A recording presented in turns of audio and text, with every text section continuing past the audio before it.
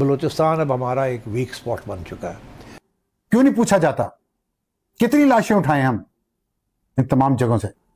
इस्लामाबाद जो है वहां पे जो गवर्नमेंट बैठी हुई है वो क्या कर रहे हैं? बलूचिस्तान इस वक्त नो गो एरिया बन चुका है। वहां पर दहशतगर्दों का राज है। रियासती रिट मुकम्मल तौर पर खत्म हो गई है। टीटीपी, टीटीए, बीएलए ये सब मिलकर बलूचिस्तान के ऊपर हमलावर हैं। अभी बहुत सारे टाउट्स हैं, कुछ सहाफ़ी हैं, कुछ दीगर लोग इकट्ठे करके बलूचिस्तान ले गए कि जी बलूचिस्तान में दूध और शहद की नहरें बह रही हैं, हालात बहुत अच्छे हैं, बड़े ज़हीन लोग हैं, कमाल लोग हैं, ज़बरदस्त हो गया, फ़ौज बहुत अच्छा काम कर रही है। और वहाँ पे जबरी तौर पे लोगों को गुमशुदा किया जा रहा है। हार्ड रियासत ऑपरेशंस ये बुरी तरह नाकाम। डीजीएसपीआर ने कुछ महीने पहले, 2 महीने थे, खुद कहा था कि 18 बड़े ऑपरेशन और 75,000 ऑपरेशन उस वक्त कर दिए। अब शायद 1 लाख से ज़्यादा हो जाए। नतीजा क्या निकला? पाकिस्तान दहशतगर्दी के शिकार दुनिया में पहले नंबर पर। बहरहाल अगली ये नौशकी से वीडियो देख लीजिए। नौशकी अब तकरीबन मुकम्मल इलाका गैर बन गया है। ये पुलिस की गाड़ी है जिसे बीएलए वाले लेकर फिर रहे हैं और गश्त कर रहे हैं। अब ये देखने में तो आम सी खबर लगती है कि पुलिस की एक गाड़ी है जिसमें बीएलए वाले बैठे हैं। ऐसा नहीं है, ये गाड़ी पुलिस की नहीं है, ये रियासत पाकिस्तान है जिसको अब नौशकी की हद तक कम से कम बीएलए वाले चला रहे हैं।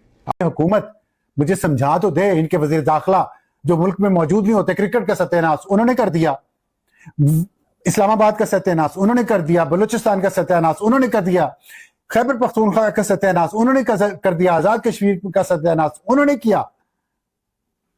अब वजारत खारजा वो चला रहे हैं और हमारे वजीर दाखिला और वजीर खारजा जो अब वजीर खारजा का रोल भी अदा कर रहे हैं वो पता नहीं कहाँ है, किधर है, पीसीबी में हैं। बलूचिस्तान कहते थे एक एसएचओ की मार है, वो मैंने आपको बता दिया 2 एसएचओ शहीद हो गए हैं। 350 से ज्यादा एहलकार वो बलूचिस्तान में इस्तीफा दे दिया उन्होंने। सिक्योरिटी इदारों के साथ काम करने के लिए तैयार नहीं है कि ना बंदूकें हैं ना वसाइल है। और जब भी इन्हें कालादम तंजीमों के साथ वो मार देती हैं तो पहाड़ों पर उनकी लाशें वहां पड़ी रहती हैं, कोई उठाता तक नहीं।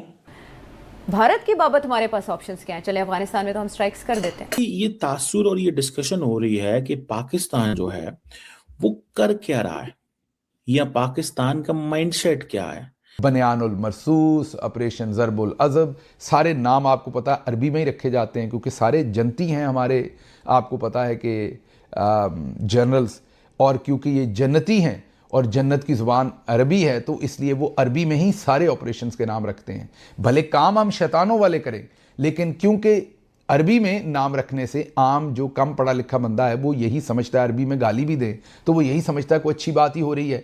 तो इसलिए हमने तमाम ऑपरेशंस के नाम अरबी में रखने होते हैं, भले उनके अंदर हम कारनामा कोई भी अंजाम दें। भाई बंदा पूछे तू इतने सालों से ओहदे पे बैठा है, तूने किया क्या है? तेरे से पहले वाला इस ओहदे पे बैठा था वो करके क्या गया है? उससे पहले वाला इस ओहदे पे बैठा था वो क्या करके गया है? सिर्फ माल बना के गए हैं। अगर नियति पोस्ट पे मैंने बैठे रहना है, ओहदा छोड़ना नहीं है, चाहे रोजाना लाशें उठा के प्यारों की हम अपनी दफनाते रहें और किसी से पूछ ही ना हो, किसी की अकाउंटेबिलिटी ना हो। सड़कों पे नाके लगाए हुए हैं मुसल्ला अफराद ने, पहाड़ों के ऊपर लाशें फेंक के चले जाते हैं, वो उठाने वाला भी कोई नहीं है। लोग अपनी मदद आपके तरह ट्रक लेके जाते हैं, मजदूर लेकर जाते हैं, अपनी लाशें उठाकर लोग खुद लेकर आते हैं। लोगों की लाशें तक वापस लाकर नहीं देती सरकार। लापता अफराद का एक अलग दुख है वहां पे बलूचिस्तान में, बेशुमार खवातीन हजरात जो हैं उन्हें गिरफ्तार किया हुआ है। लेकिन यहाँ पर सवालात ये उठ रहे हैं कि कोर कमांडर पेशावर क्या कर रहे हैं। मुल्क के वज़ीर दाखिला इस वक्त मुल्क के अंदर नहीं है। पाकिस्तान की सिचुएशन आपके सामने है, बलूचिस्तान की सूरत हाल आप सबके सामने है, लेकिन मुल्क के वज़ीर दाखिला मुल्क के वसीह तर मफाद में बैरून मुल्क में कुछ अहम मुलाकातें कर रहे हैं। इंडिया अपना बदला ले रहा है, आपकी सेसेशनिस्ट फोर्सेस को सपोर्ट कर रहा है और वो जिसे वो डोगल डॉक्ट्रिन कहते हैं जी, कोई उससे छुपाई हुई बात नहीं है। वो शख्स अपने भाई की लाश का बता रहा था, उसके अंदर 12 गोलियां लगी थी, उसमें खून अभी भी जारी था और वो खुद उसकी लाश पहाड़ों से उठा के लाया, गाड़ी में रख के, डिग्गी में रख के, एम्बुलेंस तक मौजूद नहीं। और डीजीएसपीआर कह रहा था फिर एक दफा बलूचिस्तान की तरक्की से दुश्मन जलता है। बलूचिस्तान स्ट्रगल करें एक फ्रेमवर्क के अंदर रह के, बाकी मेरा ख्याल है जो पिटाई या मार पड़नी चाहिए उन लोगों को जो रियासत के रेट को चैलेंज करते हैं। और भी ऐसे ऑपरेशंस जो हैं वो इनको तजवीज़ करने चाहिए, कोई नाम ऐसे, क्योंकि अब तो ये मज़ा ही बन गया है, एक दर्दनाक मज़ा है। एक तरफ बेटों की जानें जा रही हैं और दूसरी तरफ हम बयानबाजी कर रहे हैं, लोगों को बेवकूफ़ बना रहे हैं। तो फिर अगर बेवकूफ़ी बनाना है तो स्क्रिप्ट लोकल लैंग्वेजेस में बनाएं ताकि लोगों को कोई हंसी का मौका भी आए उसके अंदर। ये ख्याल है कि बड़ी मिसहैंडलिंग हुई है बलूचिस्तान की। इसीलिए केपी के अंदर भी जो कि जहाँ तालिबान को भी सपोर्ट कर रहा है इंडिया, और बलोच BLA को भी सपोर्ट कर रहा है, और अब इसराइल भी पहुँच गया है इंडिया के अंदर, और इसराइल भी ट्रेनिंग दे रहा है टेक्नोलॉजी में and other things to the Taliban and to the BLA। तो सिक्योरिटी के एहलकार तो अस्पतालों में लाश नहीं ले सकते, मुकामी लोगों से मिन्नत तरला करके लाशें ली जा रही हैं। ये बलूचिस्तान के हालात है जहाँ ऑपरेशन शाबान कालादम तंजीमों के खिलाफ एक नई कार्रवाई शुरू हो रही है, जो हर दूसरे तीसरे दिन आपको नजर आता है। कभी फितनातुल खारिज के खिलाफ ऑपरेशन हो रहा है, फलां इतनी इलाके हो, रोजाना आप देख रहे हैं। ये पहले तो हफ्ते बाद, अब रोजाना की बुनियादों पे हो। हमारे पास ये इत्तलात है कि इंडिया की मदद हो या जिसकी भी, ये हमें नहीं पता, लेकिन ये प्लानिंग जरूर कर ली गई है कि जो नौशकी है और इस तरह के गिरदोनवा के इलाके हैं, और TTP के ज़ेरे असर और BLA के ज़ेरे असर जो इलाके हैं, वहाँ पर अब वो अपनी इंडिपेंडेंट करेंसी भी लाना चाहते हैं। आप दुरुस्त सुन रहे हैं, वो अपनी इंडिपेंडेंट करेंसी लॉन्च करना चाहते हैं। करते हैं या नहीं ये हमें नहीं पता।